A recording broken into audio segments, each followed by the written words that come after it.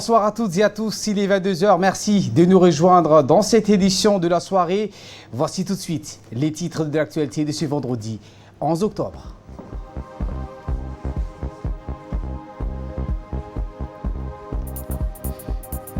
Bientôt, l'inauguration de la route Tajoura-Balhou. Concernant le corridor nord reliant Djibouti à l'Éthiopie et dans l'actualité internationale, le gouvernement renversé par le Parlement en Roumanie. Voilà pour les sommaires. Merci si vous nous rejoignez sur Télé Djibouti. Mais avant de développer ces titres, ce message de condoléances adressé au président de la République par son homologue français Emmanuel Macron. Le président français Emmanuel Macron a donc écrit dans son message qu'avec une vive émotion, qu'il a appris la disparition du frère cadet du président de la République, en l'occurrence Saad Omar Guelleh. Permettez-moi de vous adresser en mon nom propre et celui du peuple français mes très sincères condoléances et l'expression de ma sympathie attristée, a-t-il martelé. Je sais les liens intimes qui vous unissaient à votre frère et je souhaite m'associer à votre douleur ainsi qu'à celle de votre famille et vous assurer de mon plein soutien dans cette période de deuil, a écrit le président français Emmanuel Macron. Sa disparition représente non seulement une perte pour vous-même, mais également pour votre pays au regard des fonctions éminentes que votre frère a occupées pendant de nombreuses années au sein du port historique de Djibouti. Je saisis cette opportunité pour vous renouveler mes remerciements d'avoir participé aux cérémonies à la mémoire du président français Chirac à Paris et prie de recevoir Monsieur le Président Guelleh l'expression de ma très haute considération. Fin de citation. Et les messages de condoléances affluent donc à la rédaction de la radio-télévision de Djibouti. Eh bien, le sultan Abdullahi Mahmoud Addar adresse ses condoléances les plus attristées au président de la République et à la première dame, Madame Khadra Mahmoud Haïd, et proche du peuple donc de Djibouti suite au décès de feu Saad Omar Guelleh. Par ailleurs, le directeur général d'Ecobric, M. Omar Bouh Goudaadé, le sous-préfet de la région de Damerjoug, Abdi Shahid Nour, la direction et l'ensemble du personnel de Sheraton Hotel adressent également leurs condoléances les plus attristées au président, à la famille et aux proches du défunt Saad Omar Guelleh qui a été enterré donc hier, je vous le rappelle, au cimetière de PK12. Inna lillahi wa inna ilayhi raji'un. Et nous revenons donc à cette information principale. Il s'agit du prix Nobel de la paix qui est attribué au Premier ministre éthiopien Abiy Ahmed, artisan de la réconciliation avec l'Érythrée. Le comité a salué ses efforts en faveur de la paix et de la coopération internationale. Le prix Nobel de la paix a été attribué au Premier ministre éthiopien Abiy Ahmed ce vendredi 11 octobre à Oslo, au Norvège, artisan de la réconciliation avec l'Érythrée. C'est lui qui a mis fin à 2 décennies d'une guerre qui a fait plus de 60 000 morts, figurait sur la liste des favoris pour la prestigieuse récompense. Ce prix est un coup de pouce bienvenu pour le plus jeune dirigeant africain âgé de 43 ans et au pouvoir depuis seulement 18 mois. Se disant honoré et ravi, Abiy Ahmed a salué un prix donné à l'Afrique. J'imagine que les autres dirigeants d'Afrique vont penser qu'il est possible de travailler sur les processus de construction de la paix sur notre continent, a-t-il dit lors d'une brève conversation téléphonique avec l'Institut Nobel. Et justement, le président de la République, Saad Omar Guelleh, exprime ses chaleureuses félicitations au Premier ministre éthiopien. Le président Guelleh a adressé ses chaleureuses félicitations au Premier ministre éthiopien Abiy Ahmed Ali, qui a reçu aujourd'hui, donc ce vendredi, le prix Nobel de la paix 2019. Dans un télégramme à l'heureux récipiendaire, le président djiboutien a salué une récompense largement méritée. Vos efforts sans cesse renouvelés en faveur de la cohésion de votre peuple et de la stabilité de notre région sont indubitablement à l'origine du choix porté en vous pour obtenir la récompense la plus prestigieuse décernée à l'échelle mondiale en matière de sagesse, d'attachement aux valeurs les plus universelles dans la paix, la tolérance et l'esprit de consensus, a écrit en substance le président Guelleh. Nul doute que cette distinction majeure est source de fierté pour toute notre région, a-t-il poursuivi, convaincu qu'elle servira également de tremplin nouveau à l'affirmation en plus perceptible d'une stabilité et coexistence entre tous les peuples et les États de cette partie du monde. À Djibouti, nous sommes d'autant fiers que l'insigne marque de la paix mondiale revienne cette année au Premier ministre d'Éthiopie, que nos deux nations sont engagées ensemble dans une communauté d'intérêts et de destin, a par ailleurs souligné le chef de l'État avant de réitérer ses chaleureuses félicitations et l'expression sincère de ses salutations amicales au Premier ministre éthiopien Abiy Ahmed. Autre actualité de ce 22h, le ministre de la Santé, Mohamed Ouarsama Dirie, a pris part hier matin aux travaux de l'atelier sur la consultation nationale autour des accélérations du plan d'action global qui sera intégré au plan national de développement sanitaire pour l'année 2019-2023. Durant 8 jours, cette consultation nationale a en effet mobilisé plus de 80 participants d'horizons divers dans le cadre d'un exercice de planification conjoint entre le ministère de la Santé et ses différents partenaires.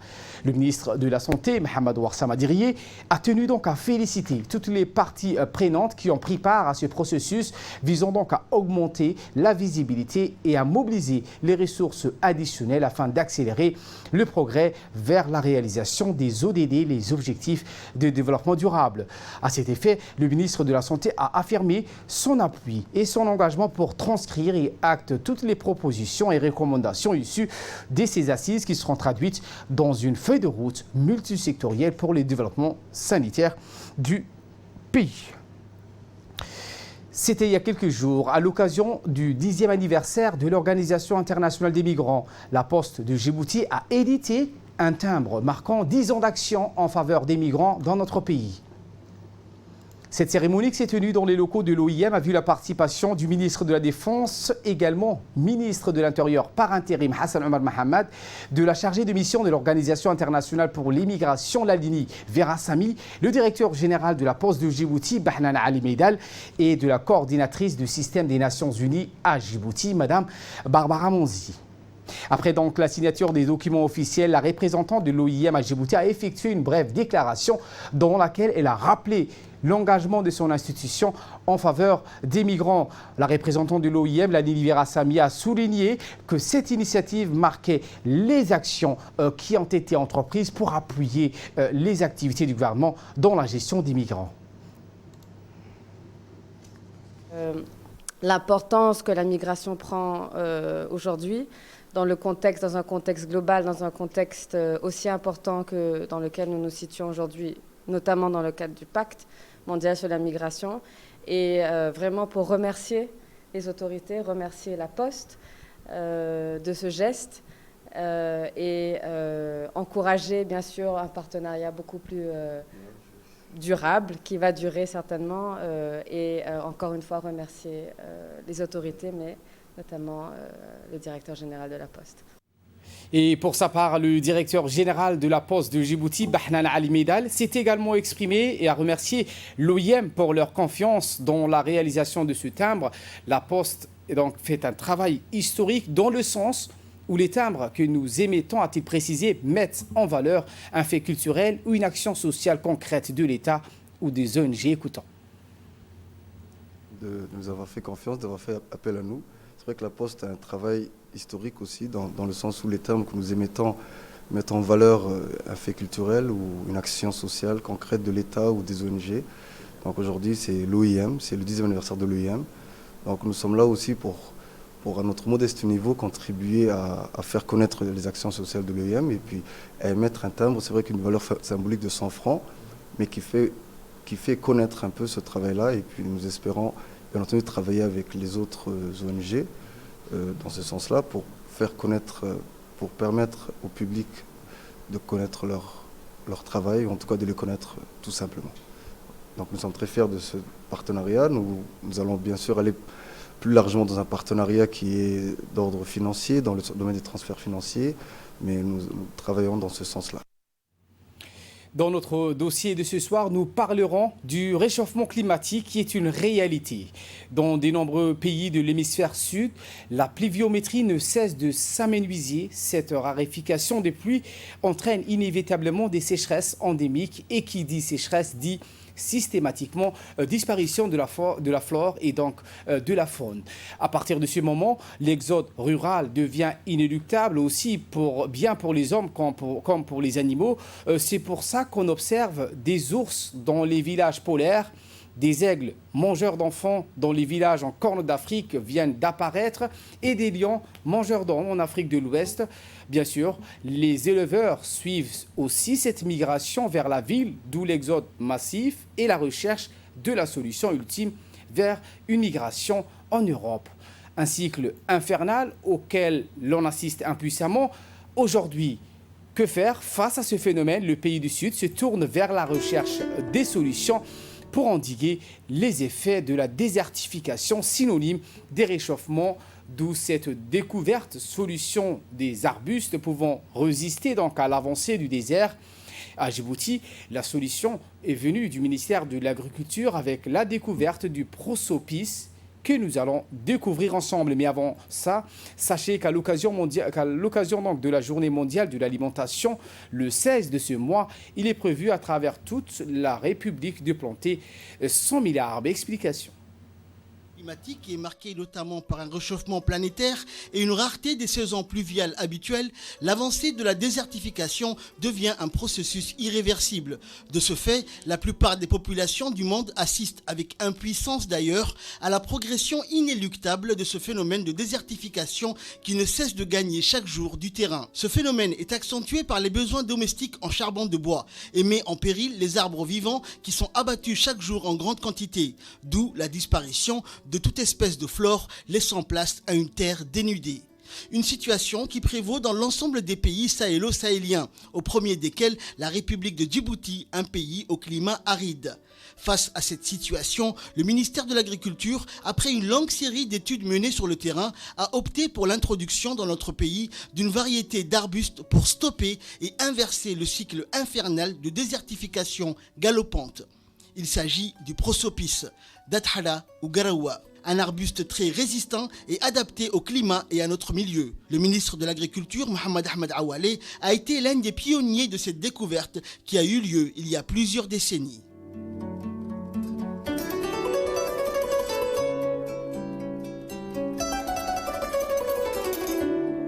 Garanwaagu wuxuu ka mid yahay geedahani lagula dagaalamayo cimiladan isbedeshay nabaad guurka ee adduunkuba kula dagaalamayo.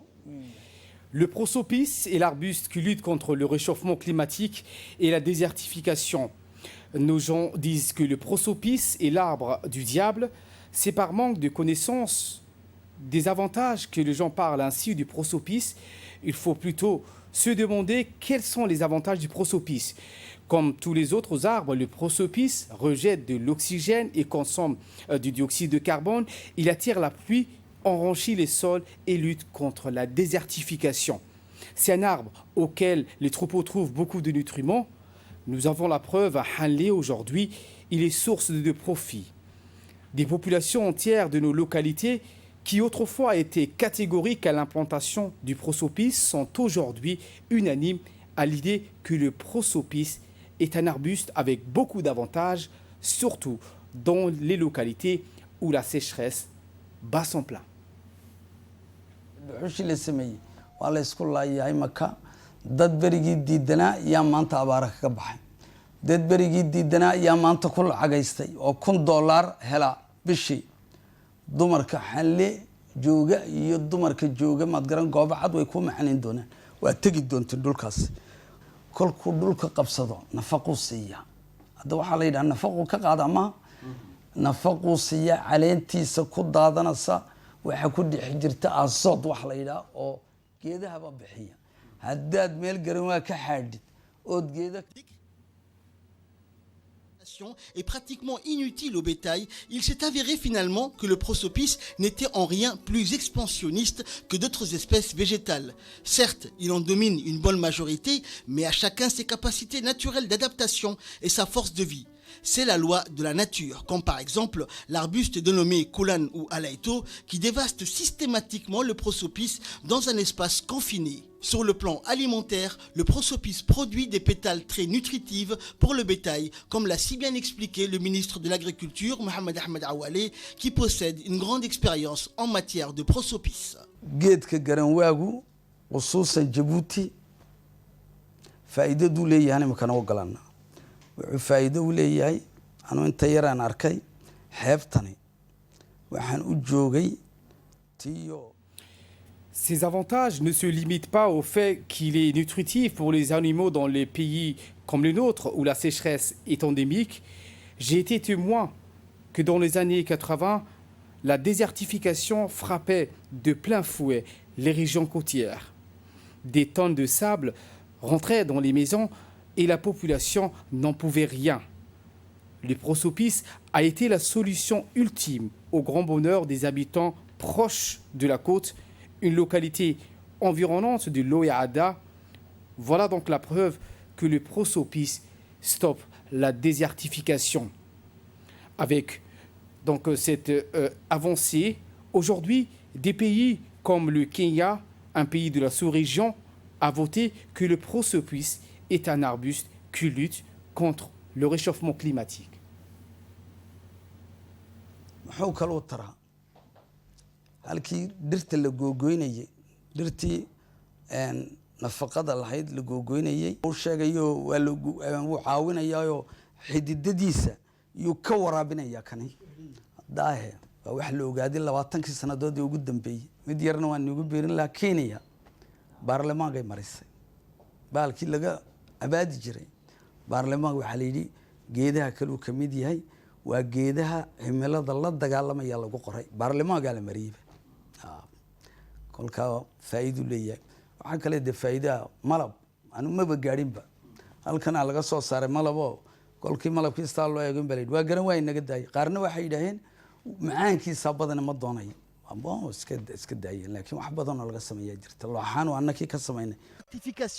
Et d'autre part, subvenir aux besoins toujours croissants en charbon de bois pour les besoins domestiques, il n'y a qu'un seul pan entre ces deux pôles d'intérêt inconciliable, le prosopis.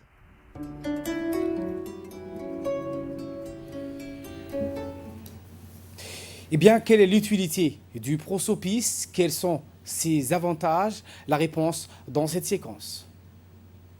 Hanlé, à 25 km du chef-lieu de Dikil.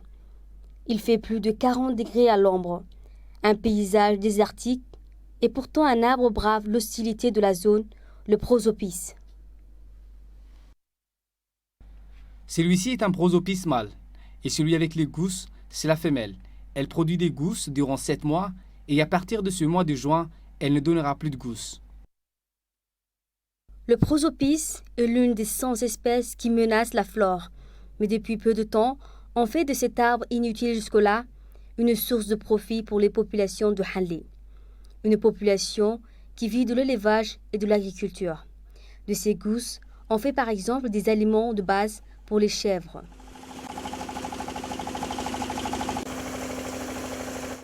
Un fagot d'herbes sèches est aussi moulu avec les gousses du prosopis. Ces herbes qui poussent juste dans ce jardin.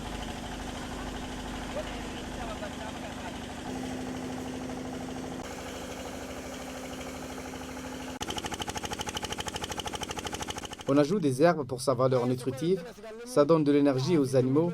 Les chèvres qui mangent cette farine grossissent et elles donnent beaucoup de lait.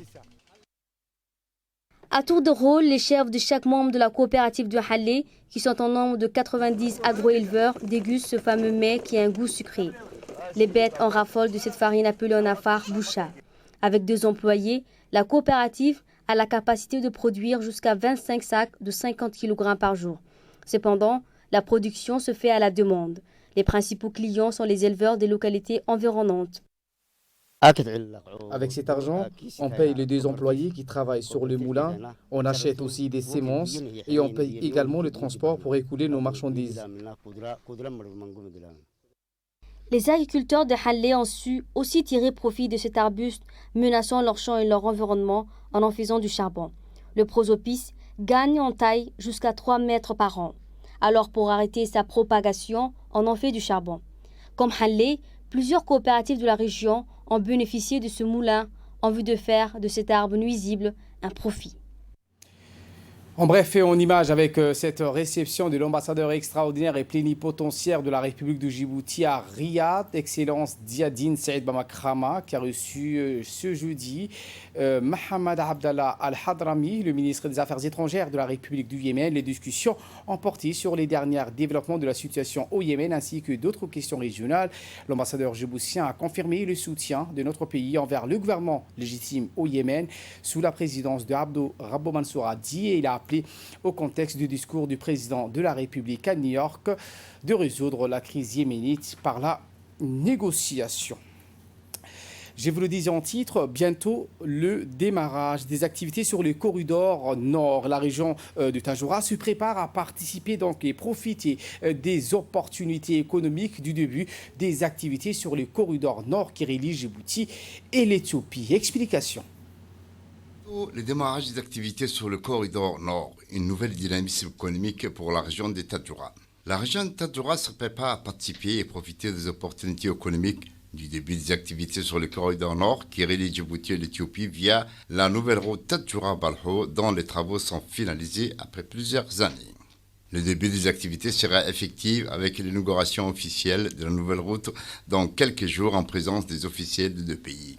Les échanges entre Djibouti et l'Éthiopie sur le corridor aura un impact économique et social très important auprès de la population de Tadjoura en premier bien sûr, sur l'ensemble de la région nord ou même au niveau national. Déjà, la frénésie pour se lancer dans les activités commerciales et les services nécessaires du port et la nouvelle route Tadjoura-Balho est palpable chez les commerçants mais aussi chez certains particuliers dans toutes les localités. Certains, comme le gérant de l'hôtel Corto Moussa Aouli, veulent élargir ses activités. Par ailleurs, un jeune entrepreneur d'Abelé de Bouli se prépare à lancer un espace commercial et un lieu de séjour pour les usagers de la route Tadjoura-Balho. Les responsables régionaux encouragent la population à profiter des potentialités qui seront créées. Les femmes de la région de Tadjoura ne sont pas en reste, elles se préparent partout, à Tadjoura, Randa, Dora, Malaho et Balho. Le port de Tadjoura est déjà opérationnel. Le gaz en direction de l'Éthiopie transite par ce port de Tadjoura. D'ailleurs, tous les services en charge de la gestion des activités portuaires sont déjà prépositionnés selon le directeur général, M. Mohamed Aboubakar. Le corridor nord de Balho, celle qui connecte le port de Tadjoura, est totalement finalisée. Et nous attendons bientôt l'inauguration officielle de cet axe. Effectivement, nous avons préparé les plateformes d'accueil de toutes les équipes douanières, les services d'immigration, le police de Bâle ont implémenté la connexion Internet, le réseau téléphonique. Les équipes douanières accompagnées par la gendarmerie nationale seront implémentées et le poste sera opérationnel pour pouvoir contrôler tous les trafics sortants à partir de ce poste frontalier. Depuis la réalisation de la nouvelle route Tadjoura-Balho, qui est totalement goudronnée aujourd'hui jusqu'au lieu-dit Firo, près de Balho à la frontière avec l'Éthiopie, déjà on peut constater un premier impact positif pour les usagers de la route et les automobilistes. Auparavant, la durée du trajet durait plusieurs heures. Aujourd'hui, elle est divisée par 10. Elle ne dure qu'1 heure et demie entre Tadjoura et Balho. Par ailleurs, le fameux tronçon des Soudas de 5 km est un lointain souvenir pour les usagers. Et entre Dora et Balho, la plaine de Douda est toujours praticable, même en temps de pluie. Cependant, malgré cette nouvelle situation, les problèmes de la sécurité restent posés avec l'important flux de rotation des camions en prévision. Par ailleurs, la route traverse aussi des montagnes comme à Soua, près de Randa, emprunte des fois des vallées rétrécies. La charge d'assurer la sécurité de la circulation reviendra à l'escadron de la gendarmerie. Elle a une grande expertise dans ce domaine et sera déployée le long de l'axe routier. Si, du côté de Djibouti, le service en charge de la gestion du corridor... La partie éthiopienne avait déjà prévu des installations dans le cadre de la réhabilitation de la route. Il y a une équipe qui a été détachée de Galafi et qui sont dispositionnés aujourd'hui à El Daher. Avec l'inauguration officielle, le démarrage des activités du corridor va permettre la création de nombreuses opportunités pour la population de la région de Tadjoura. Par ailleurs, la mise en œuvre des activités permettra de mettre un frein à l'exode rural qui est aujourd'hui flagrant. Elle permettra l'installation de nombreuses familles sur l'axe routier et aussi autour du port. À l'instar du corridor Djibouti-Galafi, de nouvelles localités verront le jour le long de l'axe routier Tadjoura-Balhou. Par exemple, le village de Boli, un village situé à mi-chemin au climat doux près de Randa, qui a toujours été un centre de transit pour les caravanes en direction de l'Éthiopie. Ce village peut accueillir toute la population aux alentours. Derrière moi, c'est le bout de la route Tadjoura-Balhou. Les travaux sont finalisés. On attend uniquement l'ouverture officielle de cette route. L'impact de cette route sera positif pour toutes les populations vivant sur l'axe et dans les différentes localités qui traversent cette route. La population est unanime à penser que les opportunités de développement d'intérêt seront nombreuses. Reste une seule question, il faudra s'y préparer. S'y préparer donc Youssouf Abdallah, le colonel Waïs Omar Boghoré, commandant de la garde-côte, a accueilli une délégation conduite par le capitaine de vaisseau Xavier Moreau, commandant en second de la coalition des 33 pays combinés Task Force dans l'enceinte de la direction générale de la garde-côte à l'escale en présence, entre autres, des officiers de la garde-côte et de la marine nationale. En effet, la force opérationnelle multinationale est une coalition navale de 33 pays qui assure la sécurité et la stabilité dans le domaine maritime du Moyen-Orient et de l'Afrique de l'Est, et ce, effectivement dans ce volet que le commandant de la garde-côte et celui de la marine nationale ont eu des échanges fructueux et constructifs avec le commandant en second de Task Force, faisant ainsi état de la nécessité d'une très bonne coopération et collaboration avec la coalition afin d'assurer efficacement les opérations conjointes sur le domaine de la sécurité, la sûreté maritime du golfe d'Aden et du détroit de Bab el-Mandab. Le colonel Waïs Omar Boghoré a d'emblée souhaité la bienvenue au capitaine de vaisseau Xavier Moreau et à sa délégation avant de lui faire une brève présentation de différentes missions et installations. Nécrologie pour clore l'actualité nationale. Aujourd'hui, M. Aoud Ahmad Salem Mouti vient d'être rappelé par Dieu. Ahmad Salem Mouti est né le 2 février 1939 à Djibouti. Il a laissé derrière lui 6 enfants, dont le directeur général du fonds de garantie et 10 petits-enfants. Il a fait toute sa carrière aux contributions indirectes. Il était fonctionnaire des douanes pendant 37 ans. Il a fini sa carrière en tant qu'inspecteur des contributions indirectes. Que le Tout-Puissant l'accueille dans son paradis. Inna lillahi wa inna ilayhi raji'un. Je vous le disais en titre, la Roumanie, donc, avec le gouvernement qui a été renversé par le Parlement, la deuxième tentative aurait été la bonne pour l'opposition. La seconde motion donc, de défiance déposée en quelques mois aura eu raison de Viorica Dăncilă et de sa majorité. Et cet attentat de Haile, l'Allemagne promet une tolérance zéro des tireurs de Haile en Allemagne, qui est arrivé en hélicoptère ce jeudi au siège du parquet antiterroriste de Karout. Stéphane B. C'est ainsi que le média allemand le présente avait tenté en vain ce mercredi de pénétrer dans la synagogue de Haile muni de 4 armes. Il avait finalement abattu une passante puis un jeune homme dans un restaurant de kebab. Voilà pour l'essentiel de ce 22h. Merci donc à vous de nous avoir suivis et très bon suivi des programmes sur Télé Djibouti.